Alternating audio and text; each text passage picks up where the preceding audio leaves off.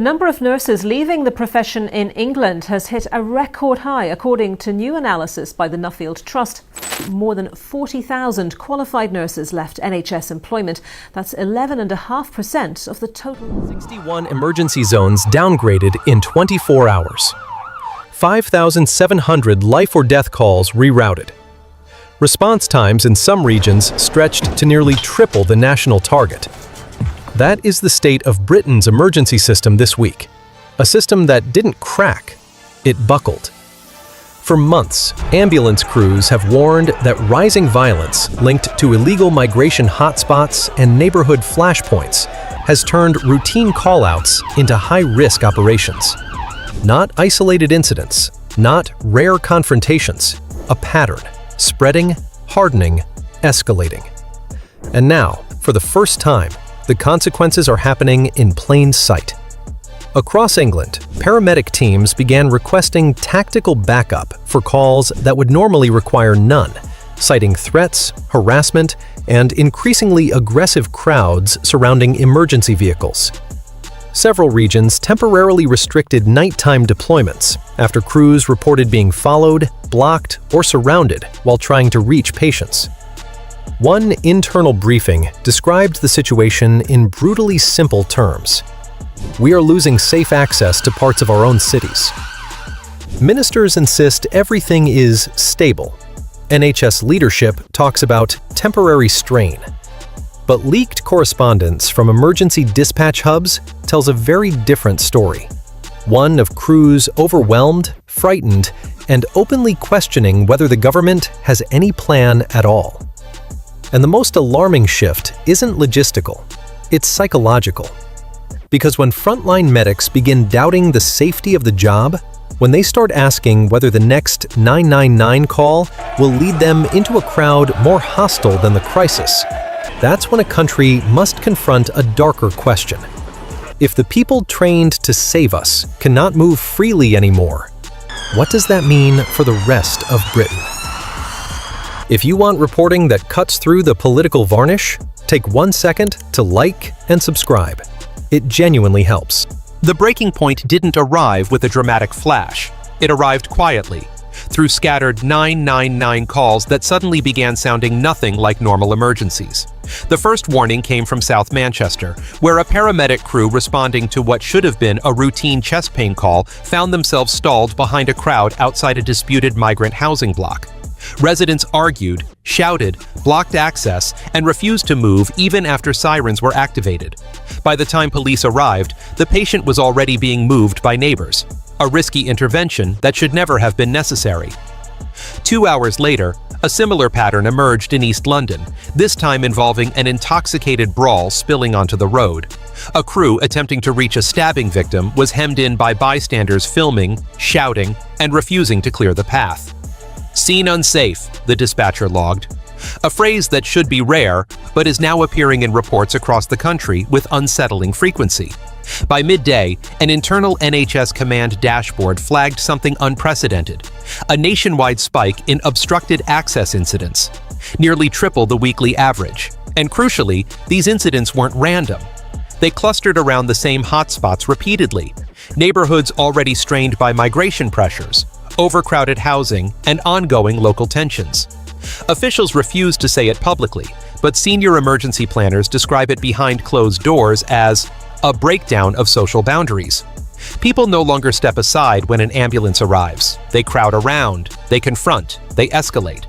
And emergency crews, who are not trained or equipped to handle street hostility, are the first to absorb the consequences. In Birmingham, a paramedic reported being surrounded by a group who believed he had come to assist the wrong side of an altercation. His body cam footage, now circulating internally, shows him forced back into the ambulance as the crowd pressed forward. In Bradford, a team responding to a mental health emergency was hit by thrown objects after trying to navigate through a congested estate street. They retreated, waited for backup, and the patient deteriorated during the delay. In Leicester, tensions escalated so quickly during a nighttime call that the crew had to shelter inside their ambulance for nearly 10 minutes before police units arrived to escort them out. What ties these moments together is not the violence itself, it's the loss of predictability. Emergency work relies on one fundamental assumption, that the public will let you do your job. But in neighborhoods stretched by cultural friction, rising disorder, and mistrust of authority, that assumption is eroding. Paramedics aren't supposed to make tactical decisions. They aren't soldiers. They aren't riot-trained. They're medical specialists who expect the path to the patient to be clear, physically and psychologically. But increasingly, that path is contested. And this is where the real crisis begins, when crews start factoring in their own personal safety before stepping out of the vehicle, when dispatchers hesitate because they don't know what environment they're sending their team into, when the question shifts from how fast can we save them to can we even get there safely. That is the moment a national emergency system enters existential danger. The government insists these incidents represent isolated community tensions, but the internal reports show the opposite. This is systemic, accelerating, and beginning to reshape how the emergency network functions. Ask any medic who worked today, and they'll tell you the same thing. We didn't lose control of the streets overnight. We just finally admitted we never had it. If the scenes on the streets showed the visible cracks, what unfolded inside Britain's emergency network revealed the fracture running straight through the system's spine. Behind closed doors, inside local command hubs from Leeds to Croydon, the conversations were brutally candid in a way government press briefings never are. Dispatch supervisors were no longer asking how fast ambulances could reach their destinations. They were asking whether they should send them at all. One senior dispatcher in the West Midlands put it plainly in an internal call. Half our incidents aren't medical emergencies anymore. They're security risks with medical symptoms attached. That is not how a functioning emergency service is supposed to sound, but the crisis didn't start with a single moment.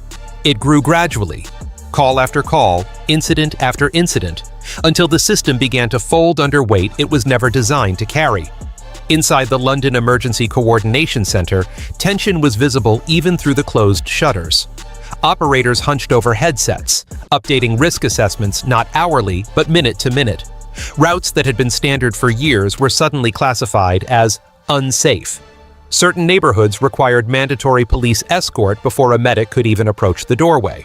And in parts of East London, crews began reporting a new phrase, hostile perimeter.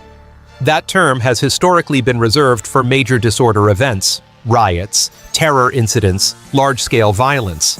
Now it's being used during routine calls on weekday evenings. But nothing shocked the system more than the realization that the pressure was no longer coming in waves. It was constant, relentless, and increasingly driven by tensions linked to overcrowded migrant housing, community disputes, and hostile standoffs that escalate the moment uniforms appear. At 11:42 a.m. yesterday, a three-way coordination call between the NHS, local police, and council officials in Greater Manchester ended abruptly when two separate incidents broke out during the meeting, both involving ambulance crews prevented from exiting their vehicles. Command staff scrambled, splitting into sub-teams to reroute resources just to keep the system from collapsing in real time. During the same hour, an internal monitoring dashboard flashed red 3 times. Not because the call volume was unusually high, but because response capacity had dropped below safe operational thresholds. This is the kind of metric that senior planners avoid talking about publicly because it exposes the fragility they spend their careers trying to prevent. Meanwhile, government ministers continued to insist that the situation was manageable and under evaluation. But inside the real-time command logs, nothing looked manageable.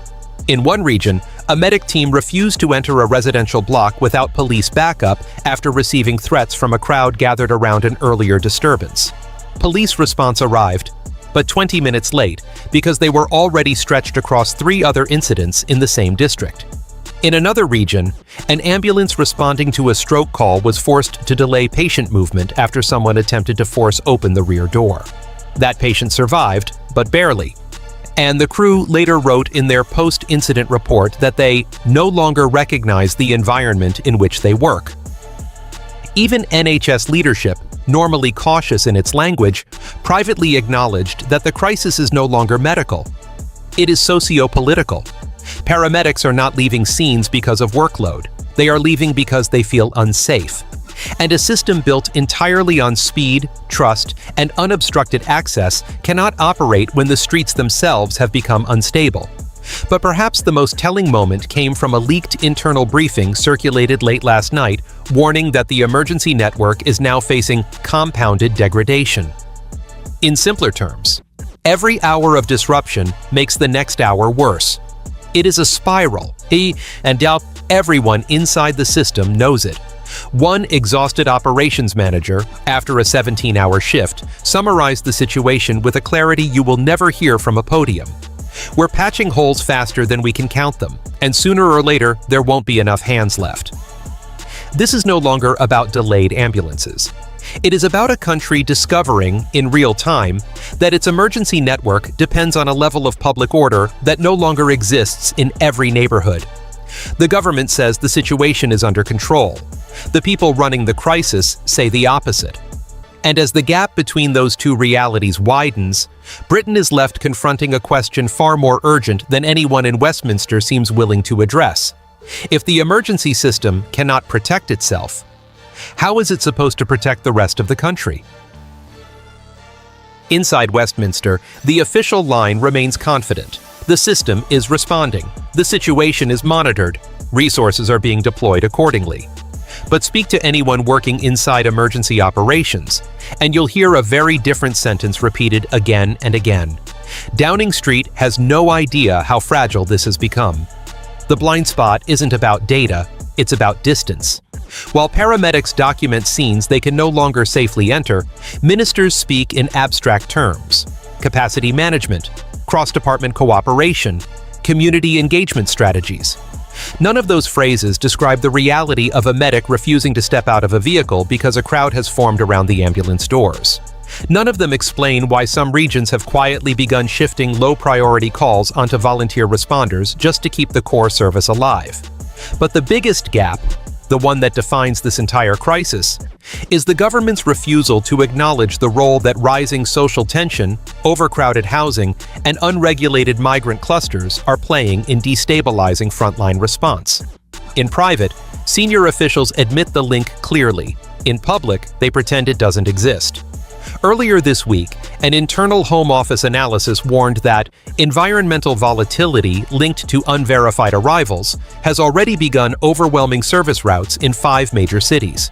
The report recommended rapid reassessment of neighborhood risk zones and additional protection for emergency workers entering high vulnerability districts.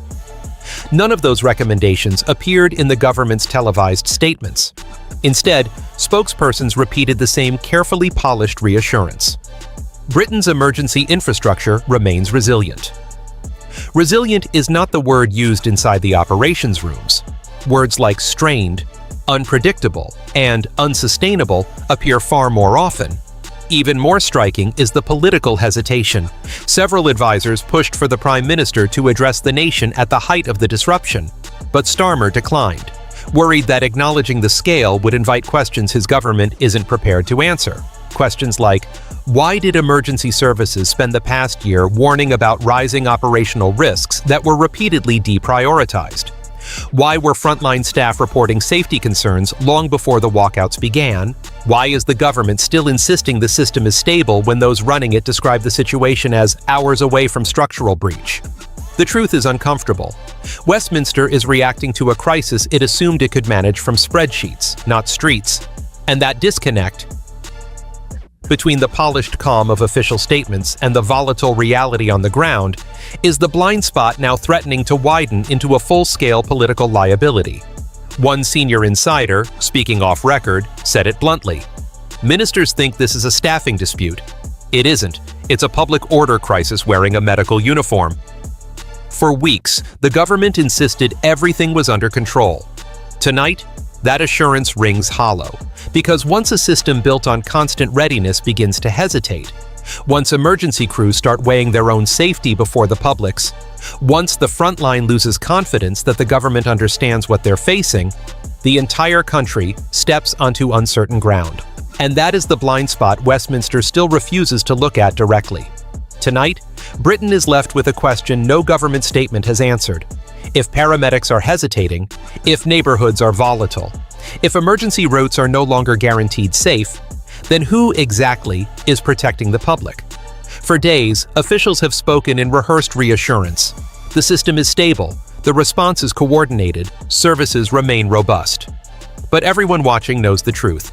Stability doesn't vanish overnight. It erodes slowly, through moments just like these. A country cannot function when its emergency workers feel unsafe, its communities feel unheard, and its leaders seem more focused on narrative than reality. The walkouts may end, the reports may fade, but the warning they delivered will not. So I'll leave you with this. And answer honestly in the comments. Do you believe Britain's emergency system is still strong? Or is this the first sign of something deeper breaking beneath the surface? Your voice matters, and if you want continued coverage that refuses to look away, take a moment to like and subscribe. We'll be here, following every development.